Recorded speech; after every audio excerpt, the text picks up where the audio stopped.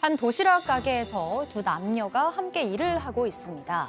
그런데 손님으로 들어온 한 여성이 여직원과 언쟁을 벌입니다. 상황이 점점 거칠어지자 남자 사장이 중재에 나서는데요. 그런데 이 남자 사장, 여성 손님에게 폭력을 행사합니다. 도대체 그날 도시락 가게 안에서 무슨 일이 있었던 걸까요? 자, 교수님 오늘 사연도 정말 속 뒤집어집니다. 네, 갑갑합니다.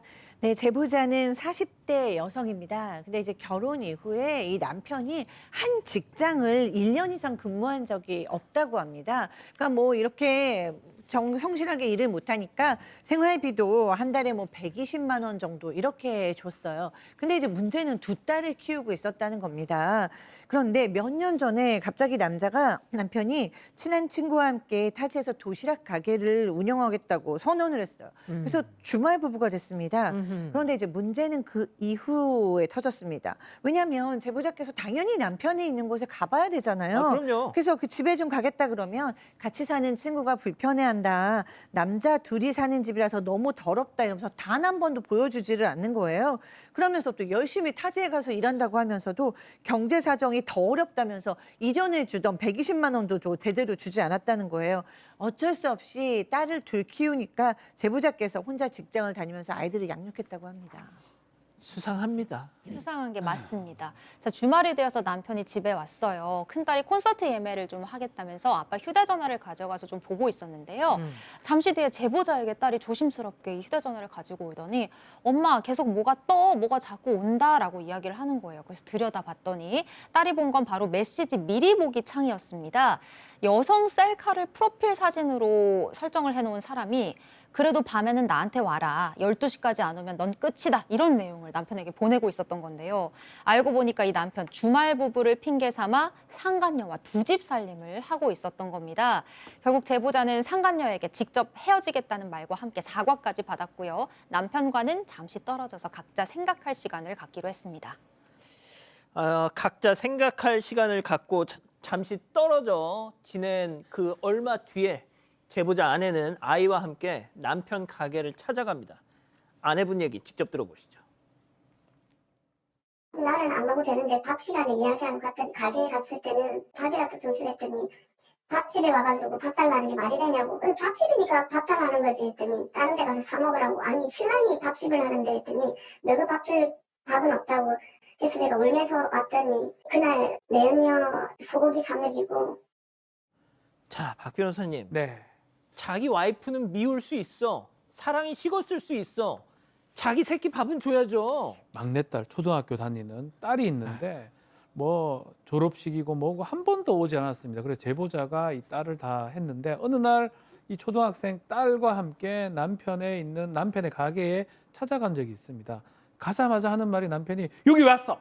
소리를 팍 질렀다고 합니다. 그러니까 제보자가 아니 딸이 아빠 보고 싶어 왔는데 이게 뭐 말이 되냐. 밥이라도 좀 달라 하니까 재료 다 떨어졌다. 너희 줄 밥 없다. 이런 말만 반복을 했다라고 해요. 결국 제보자 또 딸 울음을 삼킨 채 가게 밖으로 나올 수밖에 없었고요. 그때 아마 가게 안에서 이걸 지켜보던 어떤 손님이 있었는데 예. 따라 나왔다고 해요. 어. 따라 나와서 뜻밖의 말을 건넸다고 합니다. 어떤 얘기요? 제가 여기 단골인데요. 너무 안쓰러워서 말씀드리는데 사실 안에 여자가 한 명 있는데 예. 그 여자가 아내인 줄 알았다. 한번 확인 좀 해봐라. 라고 당부의 말씀을 했던 것입니다. 식당 안에 있던 네. 또 다른 여자를 딱 가리키고 저는 그분이 그 남자 사장님 아내분인 줄 알았어 라는 얘기를 쫓아 나와가지고 밖에서 얘기를 해줬다는 겁니다. 자, 그럼 궁금하시죠? 그 문자를 보냈던 밤에는 나한테 와라 그랬던 여자 있었잖아요. 예. 헤어진다 그랬잖아요. 맞아요. 헤어졌어요. 예? 헤어졌는데 네. 밥집에 있는 여자는 다른 여자였던 거예요. 그러니까 애초부터 이 남자가 상관자가 2명이었던 겁니다. 그래서 처음에 들통났을 때 그 여자랑 헤어졌고 그 뒤에 다른 여자는 여전히 불륜관계를 유지를 하고 있었고 그뿐만 아니라 같이 도시락 가게를 운영하면서 부부처럼 지내고 있었던 거고요. 이제 그 사실을 알았잖아요. 그래서 제보자가 다시 찾아가서 그 여성에게 항의를 했답니다. 그랬더니 그 여성도 아니 친구일 뿐이다라고 딱 잡아뗐고 남편은 빨리 가라 10초 안에 나가라 이렇게 소리를 지르다가 결국에는 저 상간녀 보는 앞에서 아내인 제보자 머리채를 잡아서 폭력을 휘둘렀답니다. 진짜 저는 제가 처음에 이 내용을 듣고 잘못 읽은 줄 알았어요. 보통 드라마나 이런 거 보면 아내분들이 상간 외도한 남자들 막 머리끄댕이 잡지 않습니까? 반대. 자, 끝이 아니었습니다. 남편은 아버지로서도 아이들에게 큰 상처를 남겼습니다. 제보자 아내분 얘기 들어보시죠. 근데 제가 제일 상처받는 거는 제가 왜 사건 반장까지 했냐면 듣는 데서 구하원 보내라 난 더 이상 안 키울 거다. 어떻게 아무리 여자가 좋아 있는 데서는 하는 건 아니잖아요. 근데 학원비 못 준다. 쟤는 좀 학원도 그만해라. 아유, 진짜 사람이 아니다, 사람이 아니다. 저도 부모된 입장에서 어떻게 아이들을 놓고 저런 말을 할 수 있을까 싶은데요. 네, 우선 이 제보자가 남편의 카드 내역을 확인을 하다가 발견했던 충격적인 사실들이 있었어요. 제보자에게는 돈도 없다면서 생활비도 안 보내줬던 그 남편인데 상간녀에게는 매달 400만 원이 넘는 돈을 사용을 해왔었습니다. 와우. 게다가 제보자를 폭행하고 딸에게는 줄 밥도 없다면서 막 내쫓았던 그 날에 남편이 상간녀에게 이런 일 겪게 해서 미안하다면서 소고기를 사준 기록까지 확인이 됐습니다. 자, 이걸 본 제보자가 생활비는 안 줘도 아이들 학원비는 줘야 되는 거 아니냐 이렇게 남편에게 물으니까 남편, 딸들을 두고 아니 머리도 안 좋은데 내가 왜 학원비를 내야 되냐. 돈 쓰기 싫으니까 보육원에 맡기자라는 말을 했습니다. 또 남편은 딸들이 이 통화를 듣고 있는 걸 알면서도 딸들이 널 닮아서 너무 싫다. 너희 모녀 때문에 재수가 없다. 이런 말까지 했습니다. 니들 줄 밥 없으니까 나가. 뭐 이건 뭐 제정신 아니니까 뭐 할 수 있는 얘기라고 치죠. 박 변호사님. 네. 자, 그런데 그날 상간녀한테 아까 그 모녀 때문에 속상했지. 자, 소고기 사줄게. 이거는 사람이 아니 진짜 이건 너무 심한 거 아닙니까? 너무 심합니다. 고기가 그게 먹어집니까? 또 사줄 수 있습니까? 그래서 할 수 있는 방법이 뭐가 있겠습니까? 상간녀 상간소송을 제기를 했습니다. 그래 그 제기가 되니까 그 후에 약간 변경은 있었던 것 같아요. 상간녀가 생계에 연락 없다가 연락이 왔어요.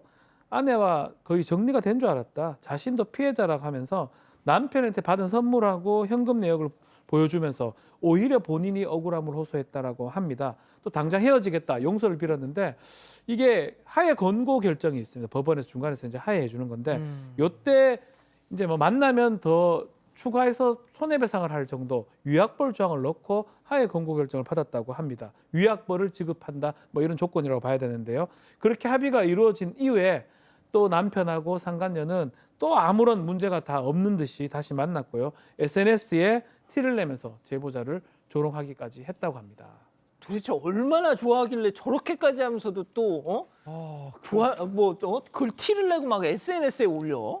도대체 어떤 심리들인지 알 수가 없긴 합니다만 이게 위약벌 조항을 했기 때문에 그러니까 다시 그런 일을 하면은 손해를 배상하겠다 무조건 따지지도 않고라는 게 위약벌인 겁니다. 그럼 이제 지금 저 남편하고 상간녀는 위약금을 내야 되는 상황은 많은데 여기서 더 나가서 이제 제보자분은 더시 추가 소송을 하고 싶으신 걸로 보여요.